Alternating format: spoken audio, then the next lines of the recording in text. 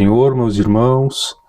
Estamos aqui de uma forma diferente, desta vez trazendo algo que espero que venha edificar a vida dos irmãos. Vamos falar sobre a lição das lições bíblicas da CPAD, que neste segundo trimestre vem falando sobre homens dos quais o mundo não era digno, o legado de Abraão, Isaque e Jacó. Sabendo que já de antemão essa lição vai ser muito edificante, pois ao passo que o legado de Abraão, Isaque e Jacó já nos diz muita coisa, pois o legado é um impacto que permanece depois que a pessoa já não está presente. Pode ser material ou imaterial, bens, valores, ideias, fé e ensinamentos. Então, na visão mais clássica, o verdadeiro legado não é o que se guarda no cofre, mas o que se grava no coração das pessoas. Então, ele pode ser espiritual, tratando de fé transmitida, intelectual, livros, ideias, descobertas, familiar, com valores, caráter, história, ou profissional, aquilo que você constitui e ensinou. Então, foi uma boa escolha de palavras do autor ao dizer o legado de Abraão, Isaque e Jacó. E nessa primeira lição do trimestre, iremos tratar sobre Abraão, seu chamado e sua jornada de fé. E o texto áureo está em Gênesis 12, capítulo 12, versículo 1, que diz: Ora, o Senhor disse a Abrão: sai-te da tua terra e da tua parentela e da casa de teu pai, para a terra que eu te mostrarei. E a verdade prática, o chamado de Deus na vida de Abrão e na sua, exige obediência irrestrita, fé e perseverança. A leitura bíblica em classe está em Gênesis 12, do 1 ao 9. Isso aqui, essa passagem, ela é tremenda, pois ela reverbera o chamado de Abraão, digamos assim, que nas três maiores religiões monoteístas do mundo, tanto para o judaísmo, o cristianismo, como também no islamismo. A fé de Abraão marcou a humanidade neste sentido. Mas esta passagem aqui, onde o autor da revista vai trabalhar, diz assim: Ora, o Senhor disse a Abrão: sai-te da tua terra, da tua parentela e da casa de teu pai, para a terra que eu te mostrarei. E fartirei uma grande nação, abençoar-te-ei e engrandecerei o teu nome, e tu serás uma bênção. E abençoarei os que te abençoarem, e amaldiçoarei os que te amaldiçoarem. E em ti serão benditas todas as famílias da terra. Assim partiu Abrão, como o Senhor lhe tinha dito. E foi Ló com ele, e era Abrão da idade de 75 anos, quando saiu de Harã. E tomou Abrão a Sarai, sua mulher, e Ló, filho de seu irmão, e toda a sua fazenda, que haviam adquirido, e as almas que lhe acresceram em Harã, e saíram para irem à terra de Canaã, e vieram à terra de Canaã. E passou Abraão por aquela terra, até o lugar de Siquém, até o carvalho de Moré, e estavam então os cananeus na terra. E apareceu o Senhor a Abraão e disse: a tua semente darei esta terra. E edificou ali um altar ao Senhor, que lhe aparecera. E moveu-se dali para a montanha, a banda do oriente de Betel, e armou a sua tenda, tendo Betel ao ocidente e Ai ao oriente. E edificou ali um altar ao Senhor, e invocou o nome do Senhor. Depois caminhou Abrão dali, seguindo ainda para a banda do sul. Então, a primeira lição, como o título já diz, né, fala sobre o chamado e a jornada de fé de Abraão. Então, a nossa aula vai se basear muito nesta palavra-chave: fé. A fé de Abraão, que é um exemplo para todos nós. E o que seria a fé? A fé, como diz Hebreus 11:1, é o firme fundamento das coisas que se esperam e a prova das coisas que não se veem. Abraão, ele demonstrou uma fé notável ao obedecer a Deus de forma incondicional. A carta aos Romanos afirma que Abraão esperou contra a esperança, né? Romanos 4:18-20. Então, a jornada de fé do patriarca Abraão começou com o seu chamado por Deus, de uma forma muito especial, estranha à lógica humana, ainda quando o seu nome não tivera sido mudado, quando ele se chamava Abrão, cujo significado é pai exaltado. Depois seu nome foi mudado para Abraão, que significa pai da multidão de nações. Então, você pode perceber que já de imediato Deus muda o nome de Abrão para Abraão. Então, eu vou ver se eu consigo aqui trazer algo a mais para vocês no original. Veja como está o texto no original hebraico. Em Gênesis, Bereshit,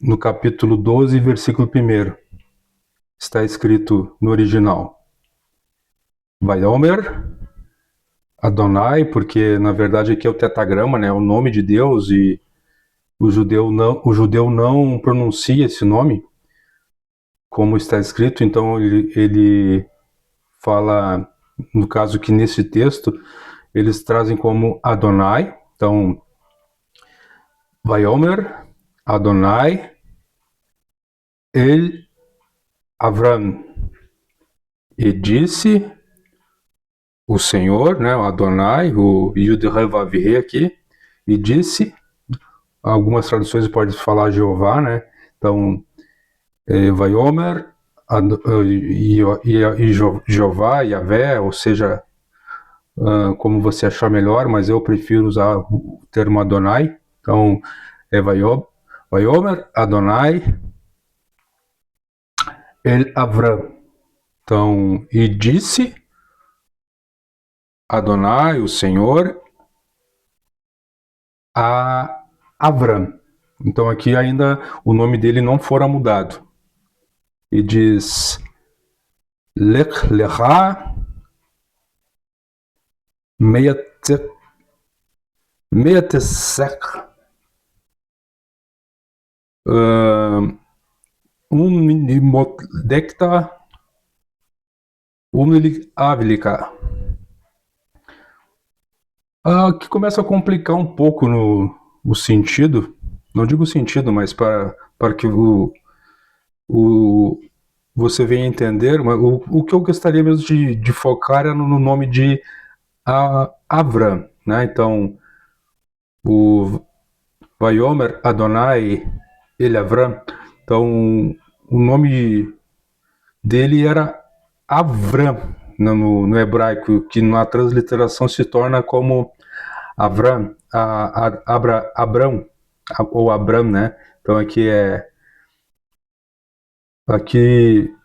o ele seria a preposição, né? E depois o nome, Avram, que significa pai exaltado.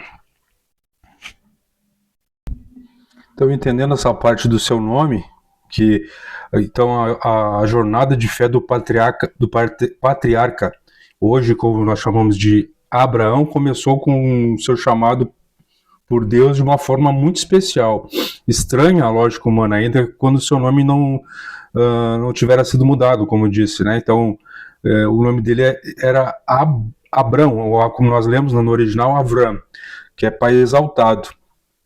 E depois Deus muda o seu nome para Abraham, que é o Abraão que a gente conhece, né? Então, seria pai de multidões de nações. Então, nós iniciamos esse novo trimestre de estudos na classe de adultos voltando às raízes da nossa fé. A história dos patriarcas nos mostra que a fé não é apenas um conceito, mas uma prática diária. Abraão, chamado de pai de todos os que creem, em Romanos 4,11, é um exemplo claro disso. Deus o chamou quando ele vivia em uma terra próspera, mas cheia de idolatria. Atender a esse chamado significou deixar para trás, né, foi uma mudança externa, mas principalmente interna, uma decisão de confiar totalmente em Deus. O Abraão também nos ensina que fé e obediência caminham juntas. Ele não sabia para onde estava indo, mas mesmo assim decidiu obedecer na caminhada com Deus. Nem sempre entendemos tudo. Antes, muitas vezes, é preciso dar o primeiro passo. Então, ao longo dos anos, ele enfrentou dificuldades, cometeu erros e teve momentos de dúvida, né? Não é muito diferente de nós. Ainda assim, Deus usou cada situação para moldar seu caráter. Entendamos, Deus usa de tudo ao nosso redor para nos moldar. Quando Ele tem um chamado em nossas vidas, Ele vai usar de todas as ferramentas disponíveis neste plano material e às vezes até espiritual, para nos moldar, para nos transformar, para sermos um agente transformador e um agente a ser transformado. Ele usa de tudo, até mesmo aquilo que parece que não é, mas acaba sendo, como por exemplo, o seu sobrinho Ló. Vamos entrar nesse assunto mais à frente. Então parece que ele deveria abandonar toda a sua família, deixar tudo para trás e seguir, mas Ló, o seu sobrinho, vai com ele leva consigo. Então isso tem um porquê, né? Então, que nesse trimestre nós aprenderemos que viver pela fé é confiar, obedecer e permitir. Não, confiar, obedecer e permitir que Deus transforme nossa vida ao longo do caminho.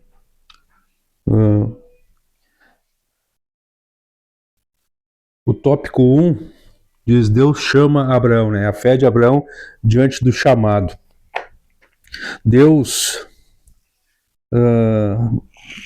chama Abraão, mas ele também chama a mim, chama você, chama a nós. Então, o chamado para o chamado de Abraão, no caso aqui, é um chamado para uma terra que ele não conhecia. É um chamado para uma terra que ele não conhecia. Abraão era o originário de Ur dos Caldeus, no sul da Mesopotâmia. Então, detalhe, a Mesopotâmia significa literalmente entre rios. A palavra vem do grego meso, que é meio, centro, e pótomos, que é rio. Ia, lugar ou região, ou seja, Mesopotâmia, terra que fica no meio dos rios. Esses rios são o rio Tigre, rio Eufrates. Essa região corresponde principalmente ao atual Iraque, partes da Síria e Turquia. Resumindo de forma direta, Mesopotâmia, região que ficava entre o Tigre e o Eufrates. Ali surgiram algumas das primeiras civilizações da história, como Suméria, Babilônia e Assíria. É um lugar muito citado indiretamente na Bíblia, porque fica perto da região de onde veio Ur dos Caldeus, cidade associada a Abraão. Interessante notar, Deus começou a história do povo bíblico numa região que já era um berço de conhecimento humano, escrita leis, cidades, como se a história divina atravessasse a própria história da civilização. Então, Abraão era filho de Terá, descendente de Sem, um dos filhos de Noé. Terá também gerou a Naor. Arã e Sarai. Abraão ouviu a voz de Deus por volta do ano 1800 ali, antes de Cristo. Ele se encontrava com seu pai em Arã, uma cidade importante do Império Assírio.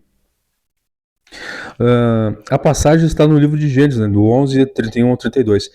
Terá tomou Abraão, seu filho, Ló, filho de Arã, e Sarai, sua nora, e saiu de Ur dos Caldeus para ir à terra de Canaã. Mas chegando a Arã, ficaram ali. Antes disso, o texto diz que Terá teve 3 filhos. Abrão, que depois se tornou Abraão, Naor, Arã, ou Arã, dependendo da transliteração, né, com H ou sem H, e informa que Arã morreu ainda em Ur. O significado dos nomes Arã, filho, pode significar o nome Arã, montanhês, terra elevada, caminho. Alguns estudiosos associam a ideia do lugar seco. Não há consenso absoluto, mas a ideia geral remete a uma região elevada ou rota de passagem. Arã, a cidade. A cidade de Arã ficava no norte da Mesopotâmia, numa rota comercial importante entre a Mesopotâmia. Então, era um centro antigo de comércio e também de culto ao deus Lum, sim, região pagã da época. Ou seja, era um lugar estratégico, mas o destino não era o destino final. O ponto que chama a atenção é que Terá saiu com destino a Canaã, mas parou no meio do caminho. E parou justamente no lugar que tinha o mesmo nome do filho que havia morrido. O texto bíblico não explica diretamente o motivo da parada, porém o contexto permite algumas observações prudentes. Arã era uma rota natural. Geograficamente, quem saía de Ur dos Caldeus normalmente seguia o curso do rio Eufrates, subindo até Arã e depois descendo para Canaã. Ou seja, para ali fazia sentido lógico. Né? Parar ali fazia sentido lógico. A possível ligação emocional, o texto menciona primeiro a morte do filho de Arã e logo depois a parada na cidade Arã. Isso pode sugerir lembrança constante da perda, ligação emocional, memória familiar, um ponto de acomodação. Interessante isso, pois essas coisas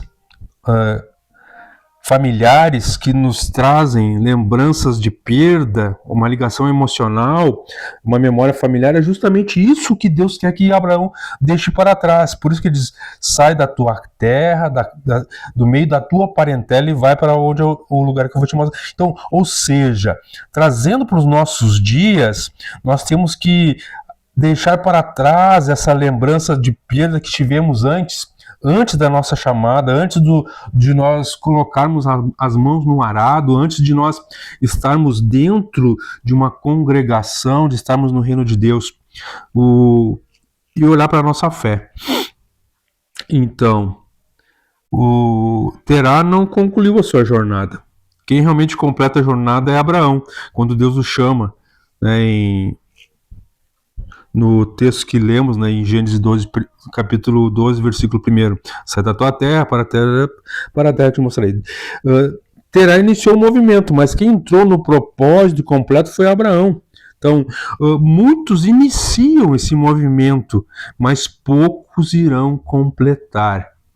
Entende a profundidade do chamado de Abraão, do teu chamado, do meu chamado? Que muitos, antes de nós começaram, mas não terminaram, ficaram no caminho, porque olharam para aquilo que perderam e não estão olhando para aquilo que nós vamos ganhar sem merecer, a nossa Canaã celestial. Então, o que podemos aprender, né? Mantendo respeito ao texto bíblico, o texto mostra um padrão muito humano, começar algo e parar no meio do caminho. Arã pode representar um lugar de transição, um lugar confortável, um lugar que não era o destino final. Historicamente, Arã era próspera, organizada e segura, mas a promessa de Deus estava em Canaã. Entenda, pode ser que você esteja sendo próspero, pode ser que você esteja em uma transição, ou pode ser que você esteja em um lugar confortável, ou pode ser que você esteja nas 3 situações em uma só, né? Estar em transição, estar num lugar confortável e estar próspero, Mas esse não é o nosso lugar final. Nós vamos para Canaã. Historicamente, Arã era próspera, organizada e segura, mas a promessa de Deus estava em Canaã. Uma leitura espiritual equilibrada, sem inventar simbolismo, ocultos, mas observando o fluxo do texto, Terá saiu de um centro pagão, Ur, parou em outro centro pagão, Arã, mas Deus queria levar a família para uma terra onde começaria a história do povo da aliança. Às vezes a jornada começa, mas a decisão final precisa ser pessoal. Abraão não herdou apenas a viagem do pai, ele respondeu ao chamado de Deus, diferente de Terá. Então, Harã era o nome de um dos filhos de Terá, que morreu cedo. Harã também era uma cidade importante na Mesopotâmia. Terá saiu de Ur rumo a Canaã, mas ficou em Harã.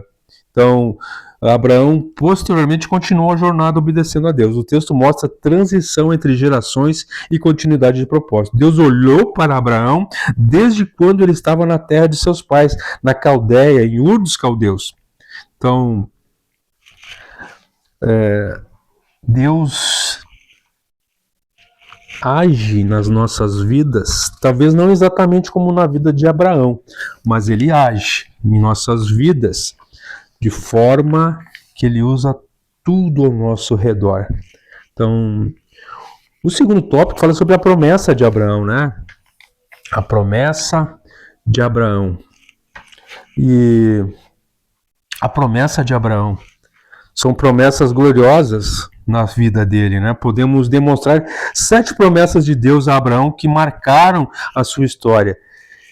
Do seu descendentes até os dias de hoje, né? Deus prometeu fazer dele uma grande nação, prometeu abençoá-lo, Deus prometeu engrandecer o seu nome, fazer dele uma bênção, Deus prometeu em Abraão abençoar todas as famílias da terra, e abençoaria os que te abençoarem e amaldiçoaria os que te amaldiçoarem.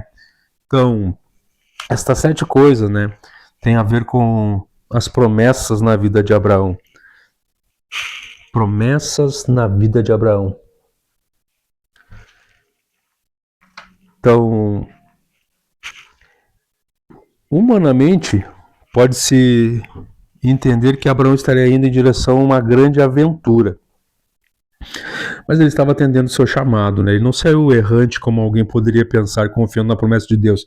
Iniciou a jornada deixando para trás sua terra, despediu-se de seus familiares e parentes e levou consigo a sua esposa. Eles eram bem idosos, né? Mas para o padrão da época, a gente pode dizer que o casal era um casal de meia idade. Ele morre com 175 anos, né? Então, quando ele tem o seu chamado, ele estava praticamente na metade da sua vida. Então aqui temos uma lição para os que seguem a Cristo nos dias presentes. Ponto.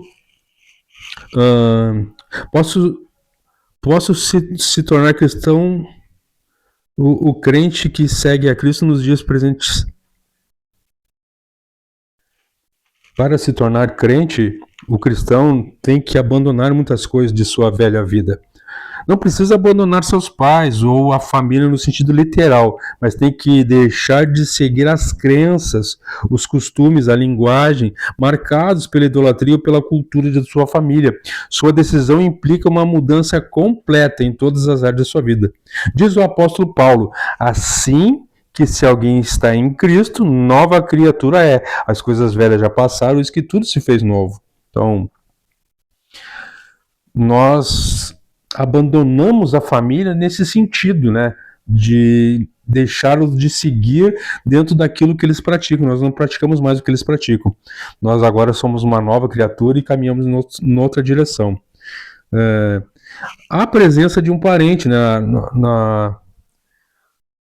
Como ninguém é perfeito, nem mesmo um homem de fé, Abraão permitiu que seu sobrinho Ló o acompanhasse na longa jornada que havia de empreender. Talvez não tenha entendido, talvez tenha entendido que deixar sua família permitiria levar alguém, mas não permitiria que ele ficasse no meio da sua família, talvez. Tempos depois, Abraão sofreu sérios problemas com a presença do seu sobrinho, mas provavelmente ele saiu do meio da sua parentela, mas o texto não é claro, mas o Ló era órfão, né? O pai dele havia morrido, sabe? Então, notoriamente, talvez ele considerasse o sobrinho como parte dessa sua nova família, né? Mas não no sentido que Deus estava dizendo de sair da sua terra, do meio da sua parentela. Então, mas no momento que ele levou Ló consigo, eu acredito que ele levou porque ele viu que era necessário. E Deus usou disso, né? De Ló vem os seus descendentes ali, que depois, mais para frente, vão influenciar no povo de Israel, né? Os seus descendentes. Então, Deus tem propósito em tudo. Amém? Então, eles passam por Harã, nem sempre Deus nos leva diretamente ao destino que define para nós. Antes de chegar em Canaã, Abraão e os que o acompanhavam tiveram que passar por um tempo em Harã, cidade importante na Mesopotâmia, como a gente já falou. Certamente Deus queria seu preparo espiritual, emocional, se é necessário ter algumas experiências anteriores à sua chegada ao destino visado. E Deus não é diferente conosco, né? Ele usa de todos os nossos caminhos, até antes do nosso chamado, para nos moldar para algo no futuro. Então, a lição ainda vai falar sobre as bênçãos de Deus para Abraão, né? Como a gente já falou alguma coisa até, e depois ela vem falar sobre a obediência de Abraão a Deus, quando ele atende o seu chamado. Quando ele atende o seu chamado. E Abraão atendeu o seu chamado, houve descuido e tem a passagem por Harã. E tudo isso a gente já comentou, né? Talvez você não tenha nem percebido, mas comentamos. E no terceiro, as lutas que Abraão enfrentou ao chegar em Canaã, a dificuldade contra a fome. Então,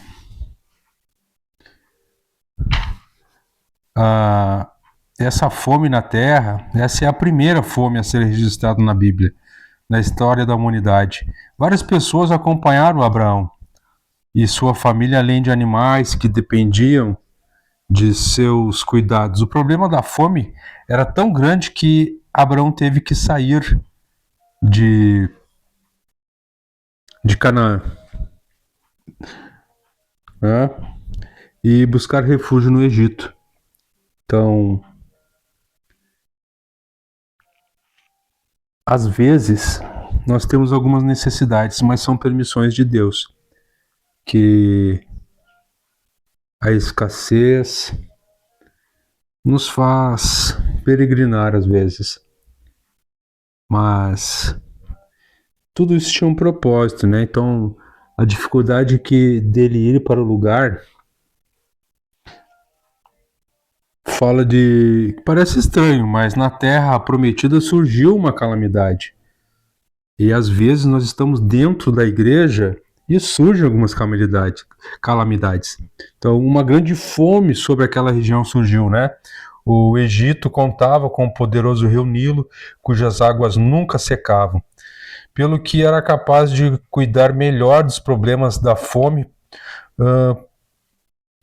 tempos depois. A história se repetiu. O povo de Deus teve que ir buscar socorro no Egito quando José, né, foi elevado ao governador naquele império. Então, há coisas que Deus permite. Nós passarmos por algumas necessidades e temos que regressar. Mas esse regresso digamos que é um passo para trás para um impulso para frente, não estagnar lá atrás, mas recuar para podermos avançar. E essa também tem a dificuldade em falar a verdade, né? Quando, de certa forma, Abraão mentiu, né? Ele teve que, no seu entendimento, né? Teve que mentir. Né? Pode falar o que quiser, mas ele mentiu, né? Abraão mentiu. Pecou, quem de nós não peca, né? Uma vez no Egito, no momento provavelmente de falta de fé, o patriarca teve receio de que Sarai, mesmo com 65 anos, lembre, nessa época eles viviam um pouco mais. Então, com 65 anos, ela estava na meia-idade, né? Digamos que seria algo em torno, nos dias atuais, com uma mulher de 40 anos. Mas como já mencionei antes, para a época era uma mulher de meia idade, né? Sendo uma mulher formosa, cuja beleza chamava atenção, fosse cobiçada pelo faraó, né? A ponto dele a sabedoria dos costumes da época, né, em que os reis possuem poderes absolutos, incluindo o de ter várias mulheres, além de concubina, não havia leis que garantissem os direitos humanos, poderosos faziam o que bem entendiam, né? Então, certamente foi uma situação constrangedora para um homem de Deus. Constrangedora, né? Então, um homem de Deus orientar que sua esposa mentisse para poupar a sua vida onde estava o homem de fé. Então, o texto diz que quando os egípcios vieram, Sarai, com a sua beleza singular, disseram esse fato ao faraó. Então, esse mandou chamar Sara, ou Sarai, a tomar para sua casa. E viram que os príncipes de faraó e gabaram diante de faraó. E foi a mulher tomada para a casa de faraó e fez bem a Abraão por amor dela. E ele teve ovelhas, vacas, jumentos, servos e jumentos e camelos. Claro que até nesse contexto aqui Deus abençoou Abraão, que aqui praticamente ele ficou rico, né, com tudo que ele recebeu de faraó. E depois que tudo foi resolvido, ele sai do Egito com tudo isso. Então, Abraão foi um homem escolhido por Deus para uma missão importantíssima, diante do que ele fez promessas extraordinárias. E não é diferente conosco. Nós somos homens e mulheres de Deus, escolhidos por Deus para uma missão. Então, Deus nos chamou para algo. Deus não nos chamou para ficar estagnado. Eu não sei qual o dom que Deus desenvolveu na tua pessoa. Qual o dom que Deus, através do seu Espírito Santo, colocou em ti. Mas eu sei que todo servo de Deus tem um propósito. Então, assim como Abraão foi escolhido, nós também somos.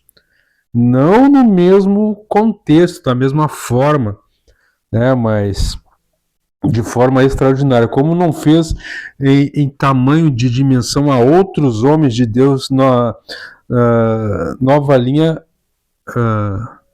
como ele nunca fez, né? Com outros homens de Deus, ele repetiu as promessas a seus filhos, para cumprir seu plano para a nação de Israel, para a igreja e para a humanidade. Não sei se vocês conseguiram entender. Então, Abraão foi um homem escolhido por Deus, como nós também somos. Fez coisas extraordinárias através deles, mas como não fez em tamanho e dimensão em outros homens, mas fez. Né? O tamanho e a dimensão é diferente, mas ele faz em vários servos seus. Mas em prol do quê? No caso aqui era de Israel, hoje é para a igreja e para a humanidade. Como homem de fé, Abraão também falhou. Nós também vamos falhar na caminhada. Mas pela misericórdia divina foi restaurado, se tornou um dos personagens mais destacados e importantes na história registrada pela Bíblia Sagrada. Aqui eu tenho algumas ilustrações falando sobre a jornada de Abraão de Ur dos Caldeus até a terra prometida, Canaã. Uma caminhada de fé, coragem e obediência a Deus, né? Ele saiu de Ur dos Caldeus, a localização sul do Iraque, Mesopotâmia, as margens do rio Eufrates. É uma cidade urbana, rica e desenvolvida. Um clima quente e seco, que influencia com a influência dos rios, com a idade de 75 anos. Sua rota de viagem seguiu o curso dos rios, seguiu o curso dos rios, uma rota mais segura, com água e pastagem para os rebanhos, evitou os desertos mais perigosos. Principais etapas, né? Ur,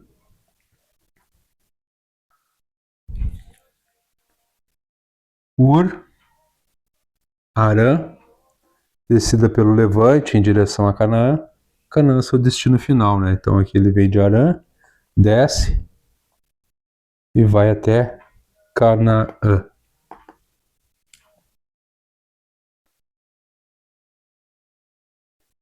Então, aproximadamente 1.500 a 1.500 quilômetros, né, a distância total de sua peregrinação, né? É como ir de São Paulo a Salvador a pé. Interessante, né? Tempo da jornada, caminhada média, 15 a 25 km por dia, né? Ou seja, todo dia ele caminhava aqui de Gravataí até Porto Alegre. O tempo efetivo da caminhada, 2 a 6 meses. Comparadas como em Harã, anos até chegar definitivamente, né? Abraão ficou um tempo em Harã antes de continuar a viagem. Então, às vezes Deus permite, né, que a gente tenha uma parada. Então, as condições climáticas, né, da Mesopotâmia, da Síria e em Canaã, então são distintas, né? Dá para notar uma distinção. Então, as dificuldades da viagem, né? Idade avançada, aqui não concordo muito, porque para a época era praticamente uma meia-idade. A viagem com família, servos e grandes rebanhos, enfrentou deserto, terreno difícil e longas distâncias, dependência de água, né? Eram pasto e recursos naturais estavam em falta no deserto, paradas longas como em Harã, que mais? 6, 7. Seu destino final, Canaã. Primeiro ponto, Siquém, terra habitada, enfim. Resumo da jornada. Origem dos caldeus, rota Ur, Harã, Canaã, distância 1.600 quilômetros, né, como de São Paulo a Salvador, e tempo, meses de caminhada. Tinha 75 anos. Tipo de jornada, fé, migração e sobrevivência. Como era Ur dos caldeus no tempo de Abraão, né? Então o zigurate, que era o templo dedicado ao deus Nana, o Sim, provavelmente vocês já devem ter visto isso em alguns filmes ou em alguns estudos que fizeram, como eram as residências, né? Casa de tijolos, ruas estreitas, o Palácio Real, o quartel militar, estátuas e templos, né? Culto a diversos deuses,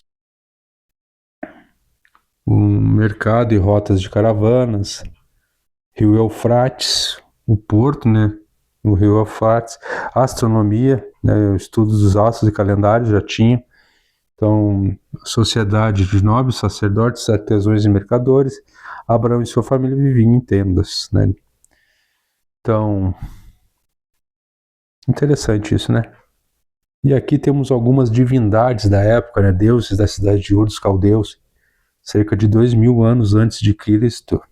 Então, Anu, deus do céu, touro e grãos. Enlil, deus do ar e das tempestades, cevada, aves, e incenso. Nanã, deus da lua, protetor da cidade. Dedicações, cordeiro, incenso, cerveja, pão e frutas. Isso aqui repete o Enlil, repete o Enki. Enki eu não falei. Deus das águas e da sabedoria, peixes, doces e azeite. Então aqui tem o Utu, Nihil, Ishkur, que é deus da chuva, cordeiros e incenso. Utu, deus do sol, da justiça. Então, são mais de 1.000 deuses na religião suméria da época, né? Então, isso tudo Abraão vivenciou. Então, para não ficar tão extenso, já vamos para a conclusão, que, querendo ou não, nós estudamos toda essa lição, amados irmãos. Eu não li a revista, porque tudo que eu falei é baseado nela. Então, como vimos, Abraão foi um homem escolhido por Deus para uma missão importantíssima: abençoar em Cristo todas as famílias da terra, diante da sua obediência e fé em cumprir sua missão, receber da parte de Deus promessas extraordinárias. Essas promessas se estenderiam aos seus descendentes, para que o plano divino de salvação para toda a humanidade viesse a se cumprir. Como homem de fé, Abraão também falhou, mas pela misericórdia divina foi restaurado e tornou-se um dos personagens mais destacados e importantes da história bíblica.